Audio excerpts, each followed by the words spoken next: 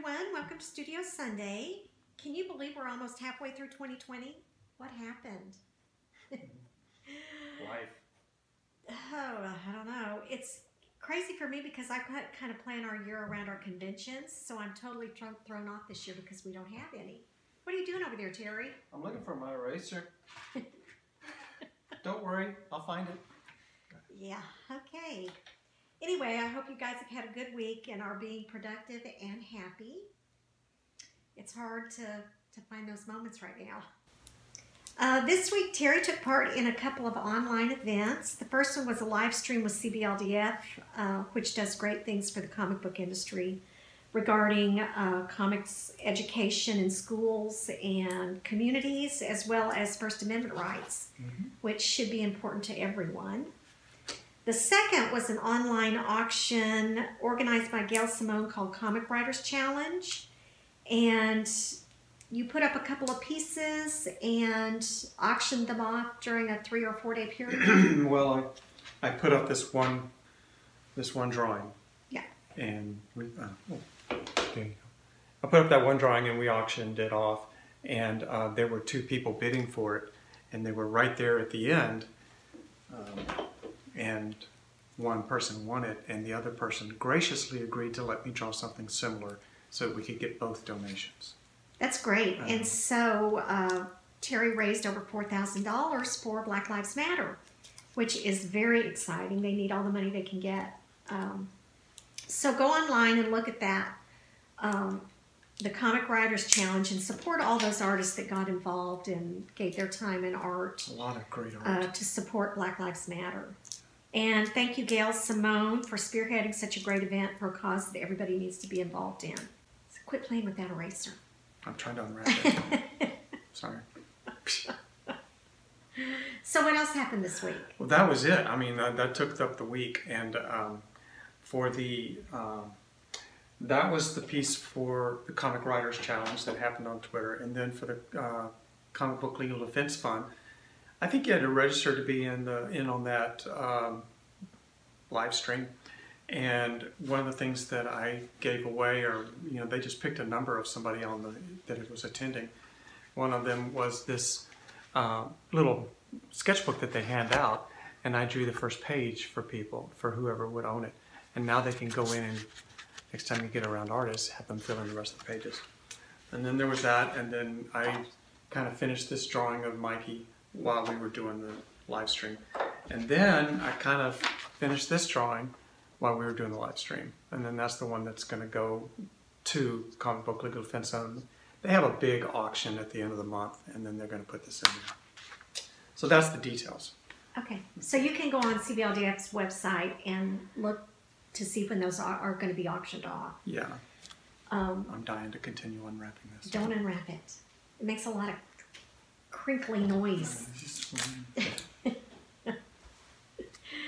Anyway, this week we go to San Antonio to sign the prints for the Art Nouveau portfolio. Yeah. So we're getting closer and closer, and Terry has seen the prints and said they look amazing. So you can order that online at our website. That will not be offered through Diamond. That is something that we're doing exclusively through Abstract Studio. So our website is the only place you can get it right now. Yeah. So keep that in mind. So that's it. And when I say gorgeous, I don't mean, oh, my art's pretty. What I mean is, as I told you before, they're super high resolution scans. So the detail is perfect, and they're color scanned, not bitmap. So you see all the ranges of blacks, you can see all that. It looks like the original. And then the printer helped us choose this wonderful archival paper that is really very high quality. So that's going to be nice. And yeah, so take a look online. It's $119 for 6 prints, which is $20 a print. This is not a Kinko's job, guys. Okay. Do you have anything else? No. When we finish this today, putting all the video together, tomorrow I get back on to how to draw. And I'm working on the how to draw book. And I discovered a little quirk that I didn't anticipate on the how to draw, which is I think I need to update a little bit of the language So I'm going in and re-editing some of the text. And it'll have 2 new chapters as well and a lay flat binding. Yeah. So, and that'll be out in July, next month. As soon as I make it. Okay, you ready to get in the hot seat? Yeah. I'm right. Don't pick up that eraser. How did you know? I see it. I see it. Just one more little piece. I'll get some progress made here. Okay. Are you done? Are you two? Okay. The first question is, when inking, how do you decide when to use thick lines with the brush or thin lines with pens? When they're first teaching you that in art class, I mean, day one, what they say is that the thicker line denotes the area where there's more mass. And then the thin line would be the area where the object is meant to be thinner or skinnier or tighter, that's not so squishy. The top of a steel beam would be thin. The bottom of the steel beam, where all the weight is, would be thick, thick line. If you're drawing an arm, this would be a thin line, and then where this is a huge muscle right here. When you come out for this muscle, you get thicker and thicker, and it implies bulk. And that's kind of the basic theory of it. And then there's also the thing about where the light is versus the shadow. The light's the side that gets the light gets a thinner line. The shadow gets a darker line. That's why Batman is usually drawn with a lot of thick lines. Because he's a lot of shadow. So yeah, that's the basic. And then after that, you're just doing what looks pretty. So let's see. Here's a neat drawing right here. And if you look at it, you can see the top part of things are thinner, and then it gets thicker where there is a little more more mass. So that's kind of it. Okay. Yeah. And then once you kind of get into that mode, you develop it a little more so that it becomes a style. Like, oh, your flowers always have these thin and thick lines that have only you do that. You know who is really good with thin and thick lines is Bill Watterson of Calvin and Hobbes. If you look at his books that have really good reproductions of his original art, you'll see that he used a lot of thin lines in addition to those, heavy marker black lines. And the combination on the original art is just enchanting. It's really neat. And then when you looked at it in the newspaper on the cheap print, all you saw was the thick lines. So you really have to look at his reproduction books to see the quality of his art. Okay. We talk about thin and thick lines a lot in art class. I guess so. Yeah. I didn't know anything about thin and thick because I've never been to art class. It matters, Otherwise, if you're just drawing one line the whole time, snooze. Yeah. Okay, let's move on. Okay, how do you develop characters that seem to be as relevant today as they were when you created them 25 years ago? Well, one thing that never changes about people is how we work. So we change on the outside, we change our views, our clothes, our fashion, our houses, our location. But, our feelings and our logic and, how we feel inside, the buttons, the emotional buttons, they're all the same. Probably been the same for thousands of years. So if you were going to write about Cleopatra, you write about power, jealousy, love, revenge. Those are the things you think about way before you think about the details of, I wonder what was in her room. So as long as you're writing from the inside out, how can you go wrong? And when you look at classic novels, they may have a romantic setting, like, oh, it's somewhere in the South or somewhere in the mountains. But the story is what people love is the story, and the story is about the emotions and the human longing and yearning and striving for something and either getting it or losing it, and everybody can relate. Are you surprised that Strangers in Paradise has held up so well over the 26 years? I am, because I was afraid when I was making it. I was trying to make it using the Peanuts formula of try to be not too topical, because that gets dated real fast.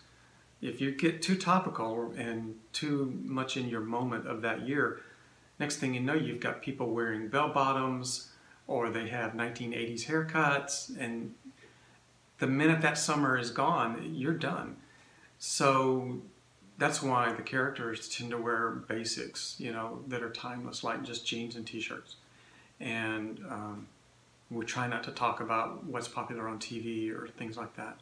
So we just stick to the relationship story. But I was always afraid that it was still going to be somehow topical, somehow dated to the 90s. And I didn't want it to become Friends. You know, when you look at the TV show Friends, it looks very dated. Now it looks like it's decade. So that's one of the reasons I brought it back for Strangers in Paradise 25. I did not want to leave them back in the 90s. I wanted them to be now and current. You know. I'm afraid of dating. Okay. Well, do you have anything else to add? I'm Okay. talking Next like week, crazy. when we have our Studio Sunday, I want you to add something at the end. Add something? Like, Yeah. Get ready. Prepare yourself. Okay, what would you like me to add? Just whatever you want. I have some thoughts about Mesopotamia, and maybe now's a good time to share them. I always ask you, do you have anything to add? And every single time you say no. Oh, I do have a lot to add. I just need 1 or 2 sentences. Okay, thank you so much for watching our channel. Please tell 1 million of your friends to subscribe because it helps. And be careful out there. So what are you drawing this week? Well, this week I will be finishing these 2 drawings. I showed you this one. This is one that was going to be in the, I was trying to go through ideas for the Art Nouveau portfolio, and this one we decided was not turn of the century enough. But it is a good drawing, and I like it. I'm going to finish it. So I'm going to do this, and it's going to be up for grabs. And then this was another early drawing that I did for the same portfolio. I love that gate. Thank you. You know, we talked about the gate last week, about how I designed it and didn't use it. So I'm going to finish these 2 drawings this week. Okay. In addition to the How to Draw book. So meet Terry back here in a minute, and We'll kind of work on this a little bit. Good. All right. Thanks. Okay, so this is the drawing that one of the drawings that I started for the Art Nouveau portfolio, and then decided, well, you know, the clothes are not really turn of the century at all. This looks more like 1940s design here. And this is just Rapunzel. That's something you would wear in a fairy tale, I guess. So not Art Nouveau, but I like it. So I thought, well, let's finish it. This is the eraser I was trying to unwrap, and I have successfully done that now. I wanted you to be able to see the little drawing lines, the pencil lines that I had. This is the kind of rough penciling that I do to just kind of get the form in. And you can see that there was a lot of variation, like where this stuff was going to go. I wasn't really sure, but I just kind of figured it out. I started off having this leg too far in. Then that's just unrealistic, and I ended up bringing it more out here, like that, more realistic. It really helps to know what's underneath this fabric so that you know how you're going to shade that when you get to inking, right? So if I was a colorist, I would be thinking like this. The colorist sees this and he thinks, okay, here's where my light and shadows are going to go, right? In there, in there. Ta-da! 3D. I don't have that luxury. It's just all going to be black and white drawing. So what I have to do is see this mentally and then go in there with the brush and the pen and try to imply these light sources. And that's tricky. That's the tricky part about pen and ink. How do you get these looks? How can you insinuate mass, light and shade, weight with the width of a pen line, you know? And that's just part of the challenge. When you get it, oh, it's a happy day. This only erases so much. You can see that there's a lot of lines left, and this is this is all this is supposed to do. It's supposed to be gentle on these ink lines and not erase the ink to where it turns gray.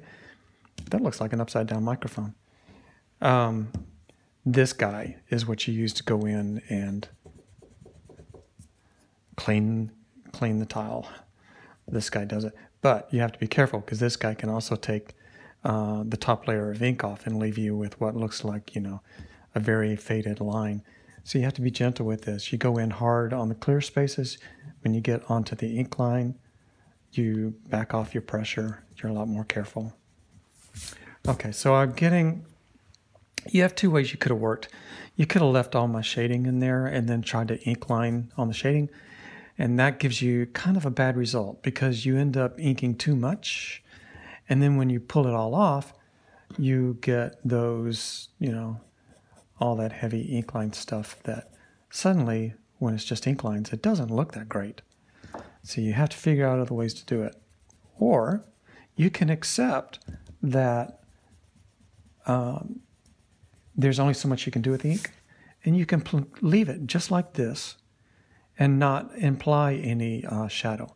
And then when there's going to be color at some point, that would be yellow and that would be orange, and that would be your depth, that kind of thing. So you really think ahead to how you want the finished look on this. And these are the choices that make your style. People who make good choices, we think of them as having a beautiful art style.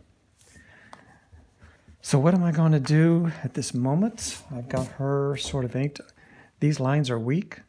I'm going to go in and strengthen them to make the facial features pop out. At this point, it looks like, for instance, when the facial features are very lightly pinned like that, it looks as if she has scrubbed her face, and all makeup or mascara and lipstick, everything is gone. It's just a scrubbed face, which is great for clean and wholesome. If you've ever seen a picture of Marilyn Monroe with all of her makeup scrubbed off, she's a very natural beauty, but a very different looking person. So it depends on where you want to go with this. Because I am going for beauty, I'm going to go in here and by beauty, I mean not natural beauty, I mean intoxicating, I can't look away, it's magical, it's film star beauty. So first thing I do is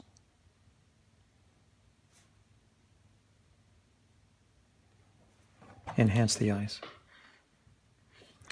And I made the pupils stronger. I'm using a 0.1 here. There's also a 0.5, which actually is a little bit better. But I'm trying not to be too fine-lined about it right now, because then it just gets too detailed. And these lines in here were drawn with this 0.5, 0.05.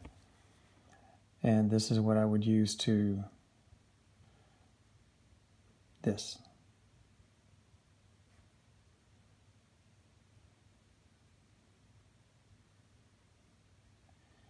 And there's what we mean about the bottom line. The bottom line has the weight. The light comes from here, hits the edge of that bottom lip, and then that bottom lip goes on a profile. The bottom lip comes like this. So light is coming in this way. And what you're looking at, as the viewer, you're looking at it like this. This entire line right here would be in shadow. So if you look at how broad is that line? That line is that broad. So when you draw the lips, this line ends up being that broad, and that's why that bottom lip line is stronger. Now that's exaggerated. That looks like a frog. Hello, frog. But you get my point. Okay, so moving on now, I'm just going to erase all this penciling because it just makes for a confusion on the page. And a lot of times it's easier to see what to do next when you can get rid of what you know you don't need anymore. Like I rented all the pencil lines in here and suddenly I can see all the lines on the flowers. Never in my wildest dreams did I think I'd grow up spending so much time drawing flowers. I never thought about flowers growing up. I want to show something to you here. When I'm struggling with anatomy, because I'm not using models, so I'm just having to go with what I think happens. Like for instance right here, trying to get this in the right place, too high, too low, it messes it up. And then once you get it here, how do you imply without color and shading and shadow and light? How do I imply that there is volume here, increased volume here? And I wanted to show you this line. See this line here? I actually went over. I had the line here already. I needed it over here to show myself. How far is that? You know? And if you look at it like that, it looks like a warming drawer, bread oven, you know. I mean, you could put a handle right there, lift that handle, and you could be putting bread. I mean, it looks like a cabinet. And it helps for me to know, okay, that's a cabinet. So if I was drawing a cabinet, I would definitely be putting some shadow right there on that side, and there's the handle, and then here's the sides, right? So there's the cabinet on the kitchen counter. So when I come over here, and now suddenly it's a bottom. No wonder artists are so messed up, huh? Looking at stuff, it's crazy. But if you now let it be anatomy, I have a lot better sense of where the volume is and what to do with the light. When I was thinking of only science and anatomy, you can get lost. Like, okay, what is the name of all these muscles? Gluteus maximus, the bones, blah, blah, blah. You know, at some point, you don't need to know that. At some point, you just think, there's the shape. You recognize the shape when it's other things, and you know what to do with it when it's other things, like the box on the counter. So when it's like this, don't let it throw you. Do the same thing. You've got your... There it is. There's the edge. And then, you know, it's connected to legs. So that's an exaggeration right now, but that lets me know these are my boundaries. This is what I'm going for. So when I come in here and get rid of all that helpful stuff, the cheating stuff that I need to see in my head, it's not going to be on the paper, but I needed that in my head. I needed to see that so that when I am facing this, I will know what to do. I will know that I want to put either lines here or lines here to imply that, you know, something, you know, and this will again depend on your choices of style. If you put a line across here, that's a bad fitting dress. No woman would wear a dress that has that line like that. So you have to be, now you have to be aware of what good taste is and what is acceptable actually when people are putting on fabric. They're not going to want a bunch of lines back here. The artist may think, you know, I'm doing all this to show this. You know, like Frank Frazetta, he would put in a bunch of stuff, lines in here and shadow and stuff to show, you know, baby got back. But that's not how people would want to wear their dress. So the less, the better. And probably, again, if you're using the choices of yellow and orange, if this was a yellow dress, all the highlighted parts here would be yellow, and then the orange is over here, and then you can apply orange here, but you don't want the wrinkles and the lines. That's when people say, we need to let it out a little bit right there. That's all I know about clothes. Anyway, I just thought I'd show you some of the visual shortcuts. Not shortcuts, but helpful things you can do for yourself. There's another one up here on the face. I'll show it to you. There's another one right there. This is not, that's not blood, by the way. That's acrylic paint. I was painting acrylics yesterday, and I still have the orange on my finger. So, no danger. The nose. If I was a painter, this nose would always be redder than the cheeks in the face, you know. I just think that's charming, and I love styles that do that. So even in my pencil, I insinuate this nose because it helps me see that nose pop from this area. If I get rid of this right now, it's still fine, but it all blends in, doesn't it? It's all the same. It's all the same. It's very two-dimensional. And that's actually, it would be hard to light a real human being that way. Real human beings had that cheek line right there. And then coming out from that cheek line is, you know, the shading of what's going on in there. Again, if you think about the light coming in this way, hits the bridge of the nose, and then there's this half-inch side, like the side of a cliff, before it hits the flat plane of the cheek. And by toning in this way, you get to see the planes like a sculptor, and it'll help you when you're inking, so, or coloring or whatever. As an inker, if there was never going to be color, I would actually go ahead and put in light lines that do that, at least, and something to imply the depth that's going on in there. Because when you do that, you're actually, of course right now it's too dark, it looks like vampire, but when you do this, you're actually helping to create the illusion of realism and three-dimensional, even on a simple line drawing like this. If the truth be known, take away my little cheaters, and look, it's nothing but a line drawing. I mean, it's no different than Snoopy. It's just a different shaped nose, you know, and chin.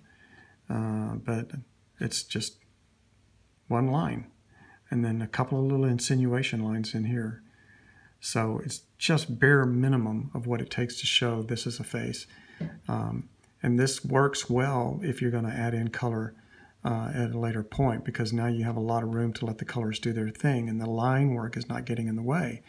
If I put in a lot of little cross-hatching and shading and all that, and then if somebody came in with these colors and put it on top of it, it's muddy. It does not look attractive. That's a tough thing to do. So if this was going to be colored, this is the way the colorist wants to get it. With this insinuations of where do you want me to put your cheek line, the artist puts a line there. The colorist knows where the break points are now. So just thought I'd point that out. Over here I have a lot of work to do. I'm going to finish. I'm going to darken this. I got to put in some detail on the ears. And I actually may insinuate a bit of a cheek right there, because she has good cheeks. So that's where I'm going with this. I just thought I'd share some of these things that I'm dealing with when I try to ink and finish these drawings. These little details really add up to the finished piece. A lot of times people show you, oh, here's the rough start and here's the beautiful finish, and you think, how did you get there? And these little cheats and things that I do to help myself see it in a way that I can relate, you know, that helps me out a lot. Remember that how I toned and toned and toned and toned. That helps me to know how to do the inking. So I hope this helps you. I didn't just like, and I don't know anybody that does that. Oh, Mobius does that because he was a genius. But yay, for the rest of us, we draw it out. So I hope you guys have a good week. Be safe out there. Thanks for watching.